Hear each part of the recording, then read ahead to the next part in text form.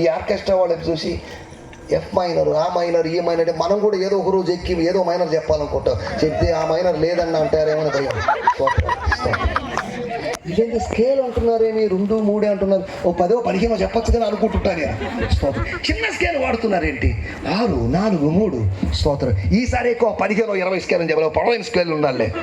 స్తోత్రం. మనకేం తెలుసు ఈ స్కేళ్ళ గురించి? పౌలు గారికి ఈ స్కేళ్ళ గురించి ఏమీ తెలియదు. స్తోత్రం, స్తోత్రం, హల్లెలూయా. ఆ పాట ద్వారా ఒక సందేశం వెళ్ళింది. ఖైదీలందరూ అర్ధరాత్రి పాట విని ఎంత కాలమైంది, ఇంట్లో కూడా పాటలు లేవు, నిద్రపోవాల్సిన సమయంలో ఆ పాట వాళ్ళని నిద్ర లేపి ఆ పాటలోని స్వార్థ సందేశం వాళ్ళని చేరుకుంది. ఖైదీలందరూ రక్షించబడ్డారు. ఆమేన్. స్తోత్రం, హల్లెలూయా, హల్లెలూయా, హల్లెలూయా, స్తోత్రం. ఇప్పుడు ఏం జరిగింది? అర్ధరాత్రి. ఇది ఒక ఎత్తు, మానవుడు చేసిన పని ఒక ఎత్తు. తర్వాత దేవుడు చేస్తున్న పని గురించి రాబడింది 26వ వచనంలో.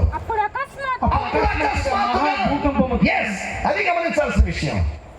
వాళ్ళు ప్రార్థన చేసినప్పుడు అపొస్తలుల కార్యములు 4వ అధ్యాయంలో భూకంపం కలిగింది.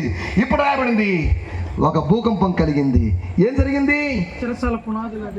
చాలా మార్పులు జరిగాయి. స్తోత్రం.